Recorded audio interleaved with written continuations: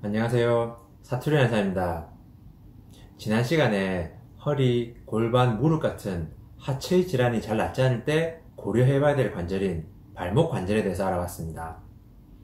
이번 시간에는 목부터 허리까지 척추 질환에 큰 영향을 미치는 관절에 대해서 알아보도록 하겠습니다. 어떤 구조가 안정적이기 위해서는 기본적으로 바닥의 지지 면적은 넓으면서 무거운 것은 아래로 가야 됩니다. 그런데 다른 동물들과 비교해 봤을 때 사람은 두 발로 걸으면서 바닥의 지지 면적이 좁아지고 무거운 머리는 높은 곳에 위치해서 상당히 불안정한 구조입니다. 여기서 특히 중요한 부위가 가장 아래에서 최종적으로 체중을 지지해야 되는 두 발목과 높은 곳에서 무거운 머리를 지지해야 되는 경추 1번입니다. 머리는 보통 체중의 10% 정도로 60kg인 분의 경우 6kg, 13파운드 볼링공과 비슷한 무게입니다. 목뼈 1번의 균형이 틀어지면 위에서 누르는 머리의 무게로 인해서 경추의 정렬이 나빠집니다. 보통 일자목이 되기 쉽고 이런 상태가 지속되면 거북목이나 목디스크, 척추 측만증, 허리 디스크까지 발생할 수 있습니다. 보통의 척추 관절에는 디스크가 있는데 경추 1번과 2번 사이에는 디스크 없이 바로 연결되어 있고 그 움직임도 특이합니다.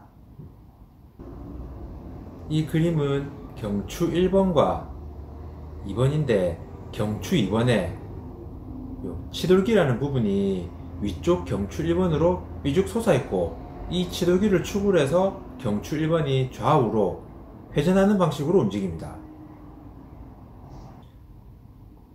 여기에 대해서 양쪽 턱관절의 움직임의 축이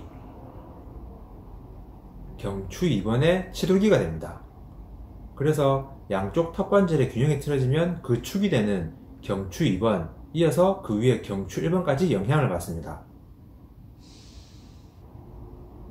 역학적으로 턱관절과 경추 1번, 2번은 하나의 뼈인 것처럼 움직이고 그래서 이것을 상부경추 복합체라고 합니다.